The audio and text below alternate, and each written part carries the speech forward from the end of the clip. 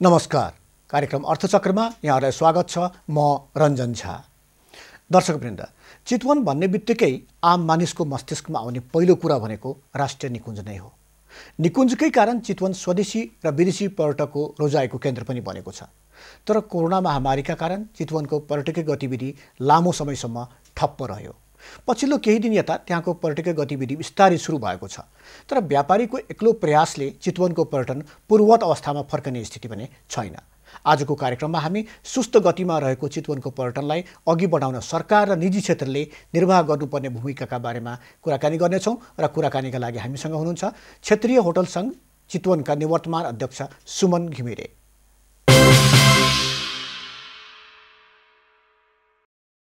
स्वागत छ यहाँलाई कार्यक्रममा। धन्यवाद। सुमनजी, पछिल्लो समय यो पर्यटन क्षेत्र फेरि सुचारू भएको जस्तो देखिन्छ। कतिको व्यस्त हुनुभएको छ अहिले? पछिल्लो समयमा चाहिँ पर्यटन गतिविधि सुरु भएको छ। हामी केही समय त हामी लगभग 6 महिनादेखि त हामी शून्यमा थियौँ। असोज 1 गतेपछि हामी पर्यटन क्षेत्रलाई खोल्नुपर्छ भनेर चाहिँ जब नेपाल सरकारले चाहिँ अलिकति लकडाउन कुकुलो बनाएर हामीलाई चाहिँ खोल्न अनुमति दियो, हामीले चाहिँ होटल सञ्चालन गर्ने चाहिँ प्रक्रिया अगाडि बढायौँ।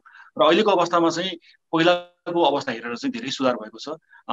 त्यो भन्दैमा चाहिँ हामीसँग धेरै पर्यटक आयो भन्ने होइन, तर चलायमान अलिकति गतिशील लिन थालेको चाहिँ पक्कै हो। पोखरा र लुम्बिनीको कुरा गऱ्यो भने त्यहाँ पनि पर्यटकीय गतिविधिहरू सुरु भइसकेको छ।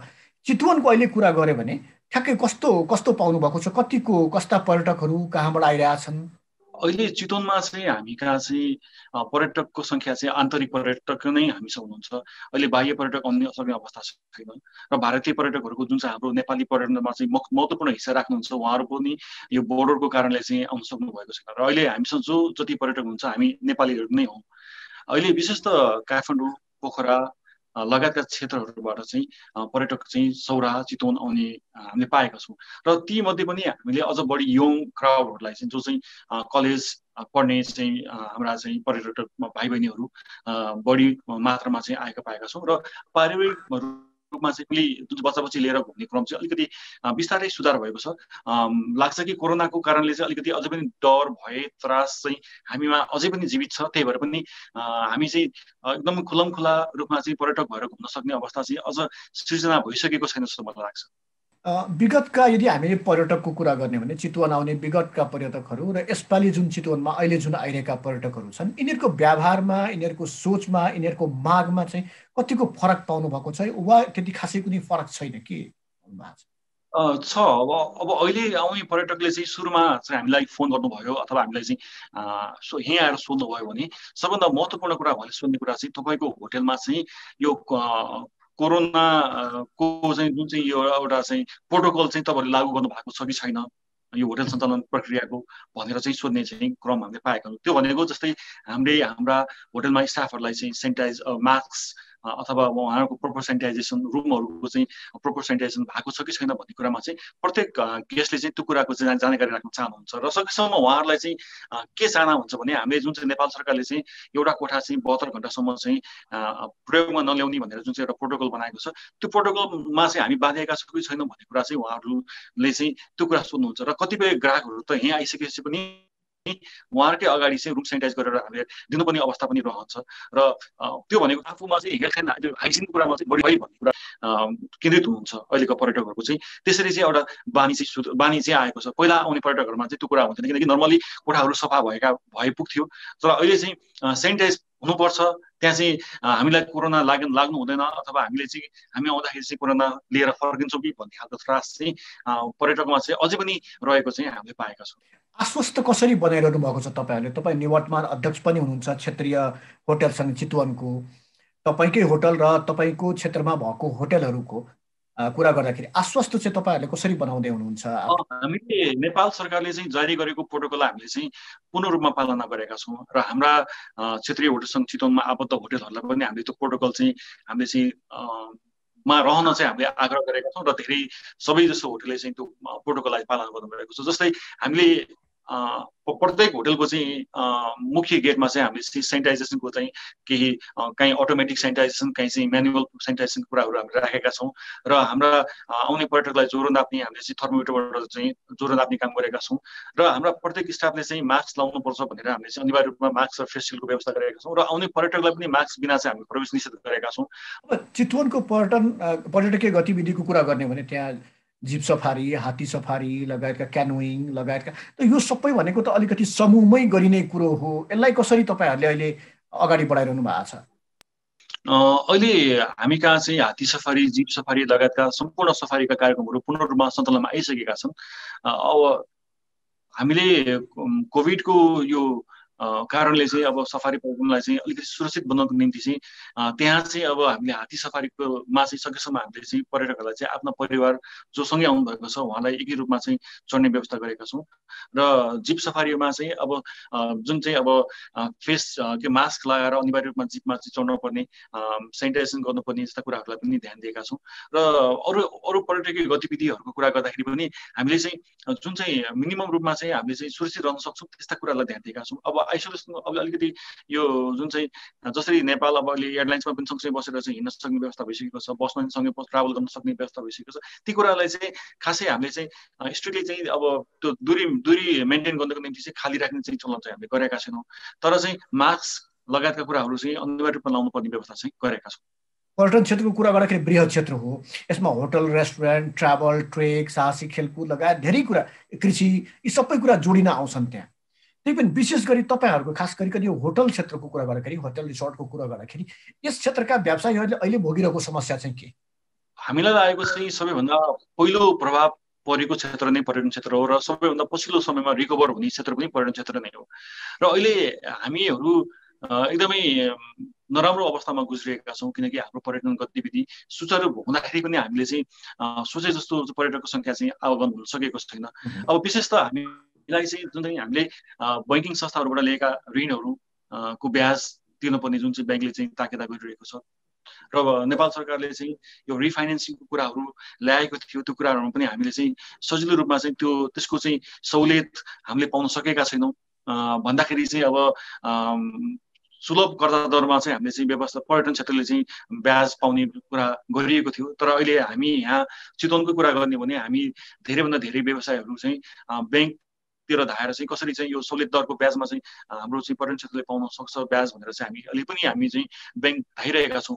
भनेको हामीलाई जुन रूपमा चाहिँ एउटा सरकारबाट हामीले चाहिँ यो अवस्थामा चाहिँ हामीले सहयोग पाउनुपर्ने हो त्यो अवस्था चाहिँ अहिले ठ्याक्कै हुन गएको छैन र आन्तरिक पर्यटनकै कुरा गर्ने हो भने नेपाल सरकारले चाहिँ देश दर्शनको कुरा गरेको थियो निजामती कर्मचारीहरूको निम्ति, तर त्यो पनि लागू हुन सकेको छैन र सम्भवतः 2 दिनको बिदा गरेर चाहिँ आन्तरिक पर्यटक बढाउने कुरा चाहिँ अहिले भर्खरै पेश भएको छ।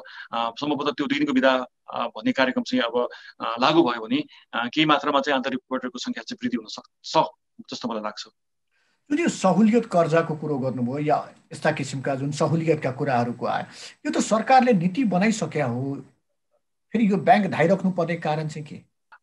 एकदमै यो अन्यलपूर्ण कुरा छ किनकि हामीले सोचेको चाहिँ हामी पर्यटन क्षेत्रमा चाहिँ आबद्ध पर्यटक होटेलहरूले चाहिँ हामीले लिएको कर्जामा चाहिँ अब अटोमेटिक रूपमा चाहिँ हामीले त्यो सुविधा पाउन सक्छौँ अथवा हामीले चाहिँ एउटा निवेदन दिएको भरमा हामीले पाउन सक्छौँ जस्तो हामीलाई लाग्थ्यो, तर अहिले कुरा सुन्दाखेरि अथवा अहिले व्यवहारमा त्यो कुरा लागू नहुँदाखेरि चाहिँ त्यो निकै नै जटिलपूर्ण तरिका रहेछ। अहिले पनि हाम्रा धेरै साथीहरूले चाहिँ ब्याङ्कमा चाहिँ गइरहेको चाहिँ ब्याङ्कले चाहिँ यो कुराहरू चाहिँ हुँदैन भनेको कुराहरू पनि सुनेका छौँ।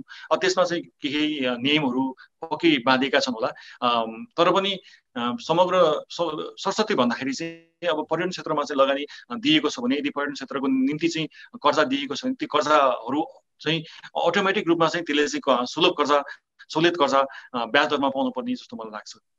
सुमनजी, समस्या कुन ठाउँमा छ? यो सरकारले त नीति बनाइसक्यो, राष्ट्र ब्याङ्कले पनि मौद्रिक नीति ल्यायो, तै पनि अब ब्याङ्कहरूले यो छैन भन्नुको कारण चाहिँ के? उनीहरूले केही कारण त दिइरह होला नि, यो कारणले हामी दिन सक्दैनौँ भनेर भने होला नि त। अब कतिपय ठाउँमा चाहिँ तपाईँको ब्याङ्कहरूलाई पनि त्यो कुरा चाहिँ पूर्ण रूपमा चाहिँ त्यो जानकारी भएको छैन। कतिपय ठाउँमा चाहिँ अब अहिले हामीले तपाईँहरूले चाहिँ यो एप्लाई गर्नु भएपछि हामीले चाहिँ नेपाल राष्ट्र ब्याङ्कमा पठाउँछौँ, त्यहाँबाट चाहिँ एप्रुभ भएपछि मात्रै यो कुरा चाहिँ थाहा हुन्छ भन्ने कुराहरू गर्नुहुन्छ र कतिपय ठाउँमा चाहिँ तपाईँहरूको चाहिँ एप्रुभ भएको छैन, एप्रुभ भएन भन्ने कुराहरू आएको छ। अब यसमा चाहिँ अब के कस्ता कारणले रोकिएको छ त्यो कुरामा जानकारी मलाई ठ्याक्कै भएन।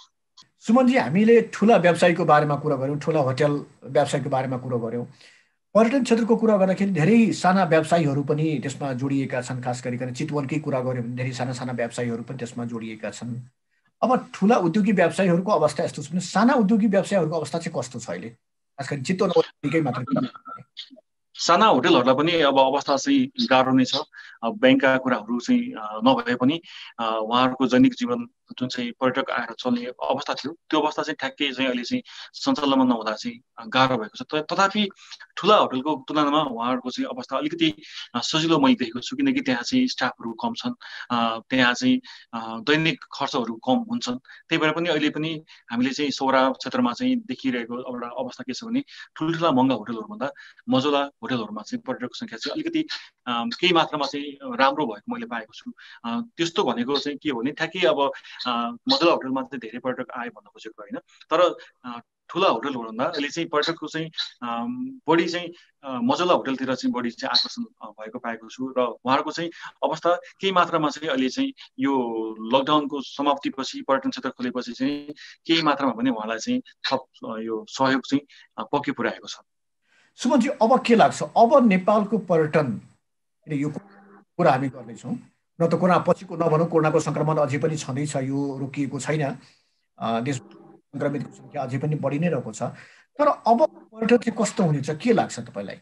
अबको पर्यटन चाहिँ केही समयको लागि अब मैले सन् 2023सम्म चाहिँ हाम्रो पर्यटन क्षेत्र चाहिँ बाह्य पर्यटन क्षेत्र चाहिँ पहिलाको गतिमा आउँदैन जस्तो मलाई लाग्छ। अब अहिलेको अवस्थामा हामी चाहिँ आन्तरिक पर्यटनमै निर्भर हुनुपर्ने अवस्था हो। तर पनि हामीमा जुन चाहिँ नेपाली हाम्रो चाहिँ समाजमा जुन चाहिँ घुम्ने प्रवृत्ति छ, पहिलाको हामीलाई यस्तो लाग्थ्यो कि नेपाली पर्यटनमै हामी चाहिँ निर्भर रहन सक्छौँ जस्तो मलाई लाग्थ्यो। तर अहिलेको अवस्था हेर्ने हो भने अहिले पनि हामीसँग चाहिँ वास्तवमा चाहिँ बाह्य पर्यटन सँगसँगै हामी चाहिँ घुम्न चाहिँ निस्केका रहेछौँ जस्तो मलाई लाग्छ। किनकि अहिले पनि हामी चाहिँ हाम्रा पर्यटकीय क्षेत्रहरूको चाहिँ पर्यटकीय सङ्ख्याको कुरा गर्ने भने निकै नै कम छ र बाहिर जुन चाहिँ विदेशी पर्यटकलाई चाहिँ आउन सहज हुन्छ। कोरोनाको भ्याक्सिनको बारेमा अहिले निकै नै चर्चा भइरहेको छ। उहाँहरू चाहिँ नेपाल आउन थालेपछि मात्र हाम्रो पर्यटन क्षेत्र चाहिँ अगाडि बढ्छ जस्तो लाग्छ।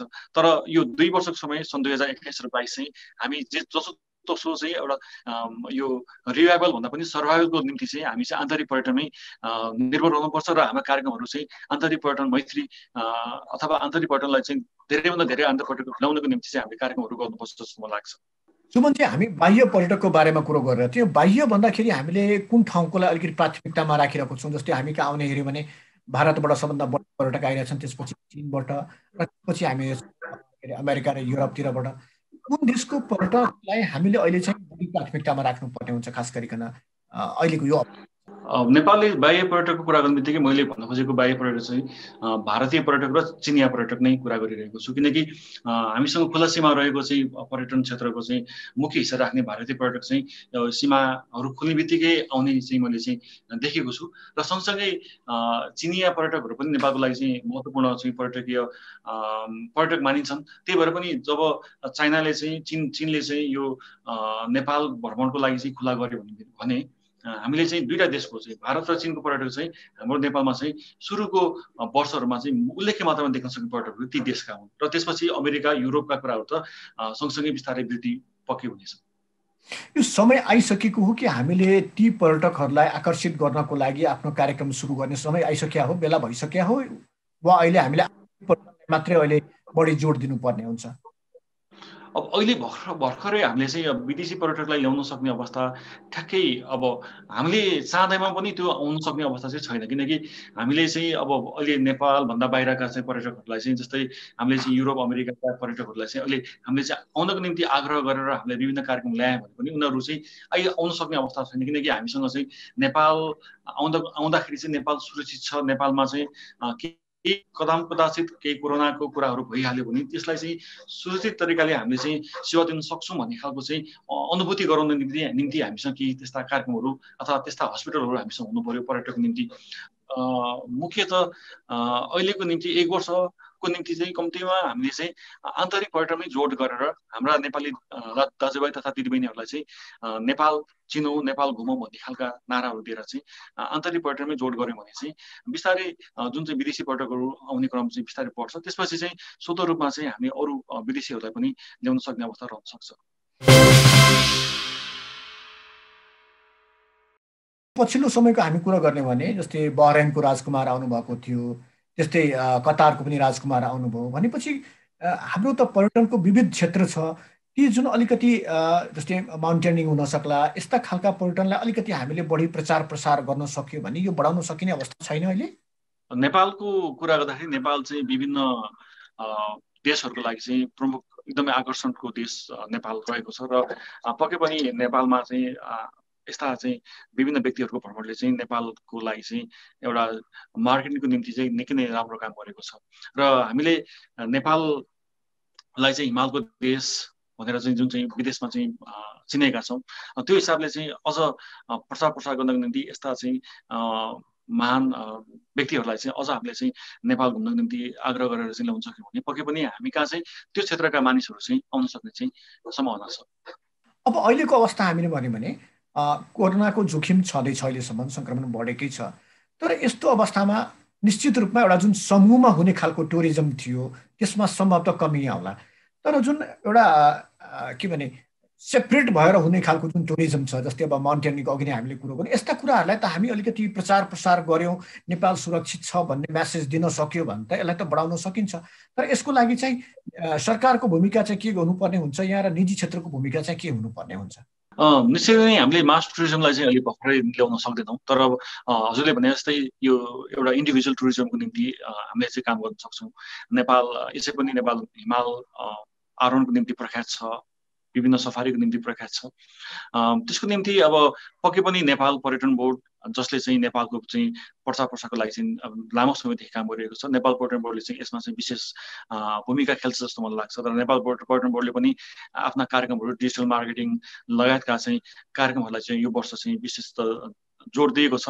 र हामी निजी क्षेत्रहरू पनि अहिले पनि अब यो अवस्थामा चाहिँ हाम्रा प्रोडक्टहरूलाई चाहिँ विदेशीहरूलाई चाहिँ देखाएर नेपाल घुम्नको निम्ति चाहिँ प्लानिङ गर्नको निम्ति भए पनि उहाँलाई आग्रह गर्न सक्छौँ। र अहिले पनि हामीलाई जुन जुन क्लाइन्टहरू विदेशमा हुनुहुन्छ उहाँलाई चाहिँ अहिले मेसेज लेखेर इमेल गरेर अथवा विभिन्न माध्यमबाट चाहिँ उहाँसँग कम्युनिकेट गरेर चाहिँ नेपाल सुरक्षित छ, नेपाल अब आउँदाखेरि चाहिँ के समस्या पर्दैन, हामीसँग चाहिँ सुरक्षाका कुराहरू पनि पूर्ण रूपमा चाहिँ हामीसँग छन् भन्ने कुरा खालका मेसेजहरू हामीले पनि हाम्रा चाहिँ क्लाइन्टहरूलाई दिन सक्यौँ भने पक्कै पनि यो मास टुरिज्मलाई तत्काल नभए पनि यो इन्डिभिजुअल टुरिज्मलाई चाहिँ हामी चाहिँ सुरु गरिहाल्न सक्ने अवस्था चाहिँ छ। जस्तै हामीले अहिले भन्यौँ जस्तै स्वास्थ्य सुरक्षालाई त्यो मापदण्डलाई हामीले के अरे पालना गरेको छौँ र आफ्नो टुरिज्म गतिविधि पर्यटकीय गतिविधिलाई बढाइरहेको छौँ। यसको कुनै अनुगमन पनि भइरहेको छ? जस्तै यो चितवनकै कुरा गर्दाखेरि होटलहरूले के गरिरहेका छन्, रेस्टुरेन्टहरूले के गरिरहेका छन्, यस्तो खालको कुनै अनुगमन पनि भइरहेको छ कि आफ्नै तरिकाले सबैले गरिरहेका छन्, के छ? अब अनुगमनको कुरा गर्दाखेरि चाहिँ अनुगमन चाहिँ भएको छैन, किनकि यसलाई हामीले ढाँटेर हुँदैन। तर अहिले पर्यटक नै अथवा ग्राहकहरू नै एकदमै सेन्सिटिभ भएको कारणले चाहिँ यदि त्यस्ता चाहिँ स्थानहरू जहाँ पुग्छन् त्यहाँ चाहिँ तपाईँको चाहिँ सुरक्षाका कुराहरू अप्नाएको छैन, पर्यटकहरू पनि अथवा त्यहाँ हुने ग्राहकहरू पनि त्यहाँ नबसेर अन्य ठाउँ जाने भएको कारणले हरेक रेस्टुरेन्ट हरेक होटलहरूले चाहिँ ती सुरक्षाका कुराहरू अप्नाएका छन् भनेपछि अब अहिले चाहिँ सरकारी निकायबाट जुन चाहिँ अनुगमन हुनुपर्ने यसमा चाहिँ यस्तो लागू भएको छ कि भएको छैन भन्ने कुरा चाहिँ यो जाँचको कुराहरू चाहिँ यहाँ भएको छैन। तर चाहिँ हामी आफै ग्राहक भएर हिँड्दाखेरि चाहिँ ग्राहकहरू नै सचेत भएर चाहिँ त्यो कुरामा चाहिँ ध्यान दिएको चाहिँ पाएका छौँ।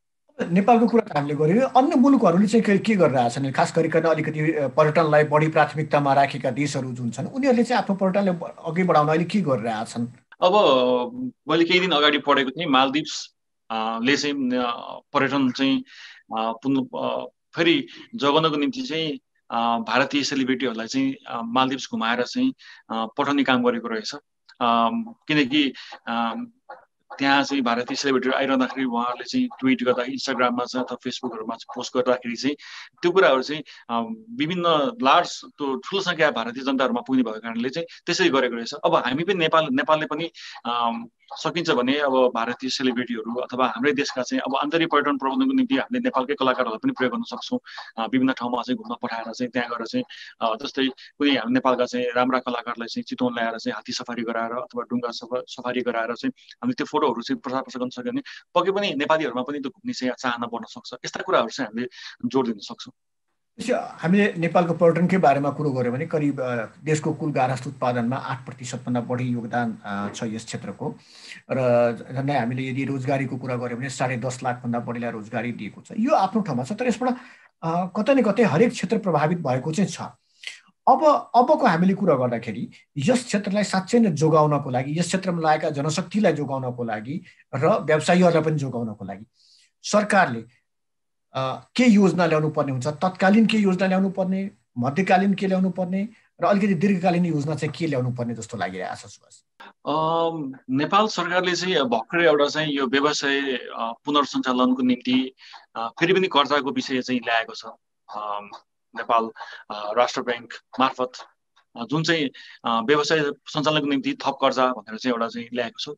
त्यो लागू भयो भने पनि हामीलाई निकै नै फाइदा हुने मैले देखेको छु। किनकि जुन चाहिँ पुनर्कर्जाको निम्ति चाहिँ पहिला कुराहरू आइसकेका छन्, त्यसको व्यावहारिक पक्ष चाहिँ मैले अघि भनिसकेको छु, त्यो चाहिँ लागू भएको छैन। र अहिले चाहिँ व्यवसाय सञ्चालनको निम्ति आफ्ना चाहिँ स्टाफहरूलाई चाहिँ राख्नको निम्ति जुन हामीले पेमेन्ट गर्नुपर्ने हुन्छ त्यो पेमेन्ट गर्नको निम्ति सजिलो होस् भनेर चाहिँ एउटा चाहिँ नीति ल्याएको छ। अब त्यो नीति पनि लागू गर्न सक्यो भने पक्कै पनि राम्रो हुन्छ। तर सँगसँगै हामीले चाहिँ यो क्षेत्रलाई चाहिँ जोगाउनको निम्ति हामीले चाहिँ धेरै कुराहरू गर्नुपर्छ। तीमध्ये चाहिँ मैले भन्दै आएको छु, जुन चाहिँ देश दर्शन भनेर चाहिँ नेपाल सरकारले चाहिँ एउटा कार्यक्रम ल्याएको थियो आफ्ना निजामती कर्मचारीलाई घुम्नको निम्ति। अहिले नै यही बेलामा चाहिँ कर्मचारीलाई घुम्न पठाइदियो भने कमसेकम पर्यटक क्षेत्रका चाहिँ हाम्रा साथीहरू किनकि राहत पाउँथ्यो, कमसेकम घुम्ने एउटा चाहिँ ट्रेन्ड बढ्थ्यो र ती निजामती कर्मचारी घुमेको देखेर अरू नेपालीहरू पनि घुम्ने एउटा चाहिँ क्रम बढ्ने जस्तो मलाई लाग्थ्यो। र अर्को कुरा चाहिँ हामीले चाहिँ पर्यटन क्षेत्रमा चाहिँ अहिले पनि 13% चाहिँ VAT दिँदै आएका छौँ। कमसेकम यो कोभिड सङ्क्रमण कालभरि एक वर्षलाई 2 वर्षलाई चाहिँ कमसेकम म त पुरै जिरो त भन्दिनँ, कमसेकम आधा 6.5%सम्म तिर्नुपर्छ भनेर चाहिँ भन्यो भने पनि हामी पनि एउटा एक किसिमले चाहिँ पर्यटकलाई पनि कम तिर्नुपर्ने र हामीले पनि राज्यलाई चाहिँ कम बुझाउँदाखेरि चाहिँ अहिले केही समयलाई चाहिँ राहत हुन्थ्यो जस्तो मलाई लाग्छ। अब यो विषयमा चाहिँ नेपाल सरकारले चाहिँ अहिले ध्यान दिए हुन्थ्यो। तर अहिले तत्कालै आन्तरिक पर्यटनलाई कसरी चाहिँ बढाउन सकिन्छ, आन्तरिक पर्यटनलाई चाहिँ हामीले चाहिँ घुम्नको निम्ति कसरी चाहिँ घरबाट बाहिर निकाल्न सकिन्छ, त्यो विषयमा चाहिँ नेपाल सरकारले चाहिँ एउटा कार्य बनाउनुपर्छ जस्तो मलाई लाग्छ। के गर्न सकिन्छ? नेपाल सरकारले त आफ्नो ठाउँमा ठिकै छ, आफ्नो एउटा योजना बनाउला। तपाईँहरूको पर्यटन व्यवसायीको हिसाबले भन्दाखेरि यो जुन देश दर्शन भन्नुभयो या आन्तरिक पर्यटक प्रवर्धन भन्नुभयो, यसको लागि चाहिँ के गर्नु पर्ला जस्तो लाग्छ? कसरी मान्छेलाई निकाल्ने आफ्नो घरबाट बाहिर घुम्नको लागि? अब त्यसको निम्ति चाहिँ अब सामान्य रूपमा अब हामीले भने चाहिँ अब यो किनकि एउटा कुरा के छ भने आम जनताको गोजीमा पनि पैसा त छैन। 9 महिनादेखि सबै कुरा ठप्प थियो भनेपछि यस्तो अवस्थामा सरकारले देश दर्शन कार्यक्रम ल्याउने बित्तिकै मान्छे घुम्न जान्छन् भन्ने कुरा पनि छैन। घुम्नको लागि त पैसा चाहियो, नयाँ ठाउँमा जानको लागि पैसा चाहियो। यस्तो छ। अब अहिले अब हामीले चाहिँ के छ भने निजी क्षेत्रले पनि यो बेलामा चाहिँ हामीले पनि छुटका विभिन्न प्याकेजहरू ल्याएका छौँ। जस्तै चितवन, पोखरा, काठमाडौँ, लुम्बिनी लगायतका क्षेत्रमा होटलहरूको चाहिँ मूल्य अहिले हेर्ने हो भने साबिकभन्दा लगभग 50% कम चाहिँ मूल्यमा चाहिँ हामीले रुमका कोठाहरूको चाहिँ मूल्यमा बेचिरहेका छौँ। भनेको यो अवस्थामा चाहिँ हामी चाहिँ 10,000 तिर्ने चाहिँ होटलको रुमहरू 5,000, 5,000मा तिर्ने रुमका कोठाका मूल्यहरू अहिले 2500मा पाइरहेका छौँ। भनेको हामीले चाहिँ व्यवसायले पनि केही न केही कन्ट्रिब्युसन पक्कै गरेको छ यो समयमा। र अब नेपाल सरकारले चाहिँ के भनेको चाहिँ त्यो वातावरण मिलाइदिनु पर्यो। जस्तै अब अहिले पनि हामीले चाहिँ विभिन्न सञ्चार माध्यम अथवा मोबाइलकै रिङटोनमा चाहिँ कुरा आउँदाखेरि चाहिँ अब घरमै बसौँ, बाहिर ननिस्कौँ भन्ने खालका सन्देशहरू दिइरहेका पाएका छौँ। अब बिस्तारै अब सुरक्षित तरिकाले घुम्न निस्कौँ भन्ने खालका चाहिँ मेसेजहरू चाहिँ हामीले चाहिँ जनतालाई दिन सक्यो भने पक्कै पनि अब अवस्था रूपमा हामी आर्थिक रूपमा चाहिँ सबै नेपालीहरू चाहिँ त्यति सबल भएको अवस्था त होइन, तैपनि अलिकति मुभमेन्ट रोटेसनको रूपमा चाहिँ यहाँबाट चाहिँ चितवनका मान्छे पोखरा मान्छे चाहिँ काठमाडौँ मान्छे चाहिँ लुम्बिनी, यसरी केही क्रमिक रूपमा चाहिँ वृद्धि रोटेसन हुने तरिकाले चाहिँ हामी घुम्न निस्क्यौँ भने केही न केही हदसम्म चाहिँ हाम्रो पर्यटन क्षेत्रले चाहिँ अलिकति राहत पाउँछ मलाई जस्तो मलाई लाग्छ। यो त हामीले तत्कालीन योजनाको बारेमा कुरो गरेका थियौँ। अलिकति मध्यकालीन र दीर्घकालीन योजनाको बारेमा कुरो गर्ने, किनभने यसको असर त लामै समयसम्म पर्छ। अघि नै तपाईँले नै भन्नुभयो 2023सम्म हामी उठ्न सक्ने अवस्थामा छैनौँ, बिस्तारै घस्रिने अवस्थामा मात्रै छौँ। यो मध्यकालीन र दीर्घकालीन योजना के हुनसक्छ यस क्षेत्रलाई अलिकति बढी के अरे चलायमान बनाउन? यस्तो छ सर, अब हामीले उम्, यो आन्तरिक पर्यटनलाई चाहिँ हामीले चाहिँ अब नेपालले चाहिँ विशेष रूपमा महत्त्वको साथ अगाडि बढाउनुपर्छ जस्तो मलाई लाग्छ। किनकि हामीले भन्दै आएका छौँ हाम्रो आन्तरिक पर्यटन चाहिँ विगतका वर्षहरूमा चाहिँ 20% 30% हुँदै अहिले क्रमिक रूपमा चाहिँ वृद्धि भएको थियो। र अहिले चाहिँ भिजिट नेपाल 2020को अवस्था चाहिँ केही पनि यो कोरोनाको कारण नबिग्रियो भए हामी चाहिँ लगभग 50% चाहिँ पुग्ने अवस्था थियो। तर अब यो ठ्याक्कै यो अहिले बन्द भयो।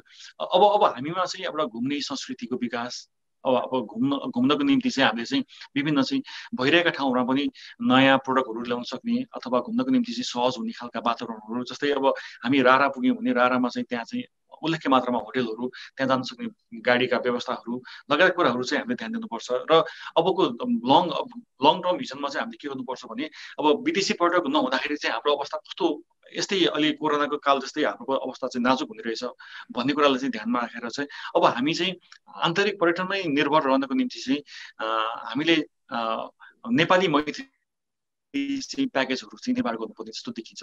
र नेपाली पर्यटक लगायतका अन्य क्षेत्रका चाहिँ जुन चाहिँ मूल्यहरू चाहिँ टार्गेट गरेर बनाएका चाहिँ हाम्रा कार्यक्रमहरू थिए, जस्तै हिमालका चाहिँ ट्रेकिङका कुराहरू पनि हामी चाहिँ विदेशीलाई नै हेरेर बनाएका थियौँ भने अब हामी चाहिँ नेपाली पर्यटकलाई चाहिँ कसरी चाहिँ धेरैभन्दा धेरै ठाउँ घुम्न सकिन्छ भनेर चाहिँ त्यस्ता खालका प्याकेजहरू चाहिँ अब हामी नेपाली चाहिँ टुर अपरेटरले पनि बनाउनु पर्ने जस्तो मलाई लाग्छ। यो आन्तरिक पर्यटन परिवर्तन गर्नको लागि यो तरिका त ठिक हो, तर यसका लागि स्वयं पर्यटन व्यवसायीहरू जुन छन् त्यो चाहिँ कतिको तयार छन्? किनकि विगतको यदि हामीले अलिकति केही अनुभवहरूलाई हेर्ने भने स्वदेशी पर्यटकले अलिकति त्यति महत्त्व नपाउने, विदेशी पर्यटकलाई अलिकति बढी महत्त्व दिने एउटा प्रचलन हाम्रो। यसमा त निकै ठुलो परिवर्तन ल्याउनु पर्ने छ तपाईँहरूले पनि। यसको लागि चाहिँ तपाईँहरू कतिको तयारी गर्नुभएको छ? होइन, एकदमै अब हामी व्यवसायहरूमा नि सोच परिवर्तन भइसकेको छ। हामीले द्वन्द्वकालको समयदेखि अहिलेसम्म आइपुग्दाखेरि चाहिँ हामीले आन्तरिक पर्यटकलाई हेर्ने दृष्टिकोण हाम्रो परिवर्तन भइसकेको छ। र अहिले हामी ससम्मानका साथ भन्नुपर्छ, हामीले चाहिँ आन्तरिक पर्यटक पनि बाह्य पर्यटक जत्तिकै सम्मान गर्छौँ, आन्तरिक पर्यटक त्यत्तिकै हामी चाहिँ अझ बढी सेवा सुविधा हामी दिन तयार छौँ। र हामीमा एउटा चाहिँ के कुरा चाहिँ सुध्रिएको छ भने पर्यटन व्यवसायहरूमा हाम्रो लागि चाहिँ बाह्य पर्यटक र आन्तरिक पर्यटकको चाहिँ विभेद चाहिँ हामीमा छैन भन्ने कुरा चाहिँ हामीले चाहिँ पाइसकेका छौँ, र गर्न पनि हुँदैन भन्ने कुरा चाहिँ हामीले चाहिँ त्यो कुरा सिकेका छौँ। र अब जुन चाहिँ यो विदेशी पर्यटक नहुँदाखेरि हामीले आन्तरिक पर्यटकमा चाहिँ हामीले चाहिँ व्यवसाय सञ्चालन गर्नुपर्ने अवस्था आएको छ। त्यसको लागि चाहिँ हामीले आन्तरिक पर्यटकलाई चाहिँ खुसी पार्नको निम्ति, उहाँहरूलाई चाहिँ बढी हस्पिटालिटी दिनको निम्ति अथवा उहाँहरूलाई पटक पटक, किनकि विदेशी पर्यटकहरू भनेको चाहिँ सम्भवतः जीवनमा एकपटक नभए 2-3 पटक आउने पर्यटक हुन्। तर नेपाली पर्यटक भनेको चाहिँ बारम्बार, एकचोटि पोखरा गएको मानिस 10 पटक पोखरा जान्छ, एकचोटि चितवन आएको मान्छे 10 पटक पोखरा चितवन जान्छ भनेपछि हामीसँग चाहिँ हाम्रो पर्यटकलाई हामी चाहिँ रिगेन गर्न सक्ने अवस्था धेरै नै छ। त्यही भएर चाहिँ अब हामी आन्तरिक पर्यटकमा चाहिँ हामी फोकस भइसकेका छौँ। हामीले आन्तरिक पर्यटकलाई चाहिँ हेरेर हामीले विभिन्न प्याकेजहरू पनि निर्माण गरिसकेका छौँ। र अब हाम्रो पर्यटन क्षेत्रमा चाहिँ अब हामीले चाहिँ अहिलेको कोरोना कालमा पनि हामीले सिकेको पाठ के हो भने अब हामी हाम्रा होटेलहरू, हाम्रा चाहिँ पर्यटक गन्तव्यका चाहिँ क्षेत्रहरूमा चाहिँ आन्तरिक पर्यटकलाई चाहिँ धेरैभन्दा धेरै आकर्षण गर्न चाहिँ कस्ता चाहिँ चिजहरू गर्न सक्छौँ, त्यस विषयमा चाहिँ छलफलका विषयहरू पनि बनिसकेका छन्। सुमनजी, अन्तिममा हामी कार्यक्रमको अन्तिममा पनि छौँ।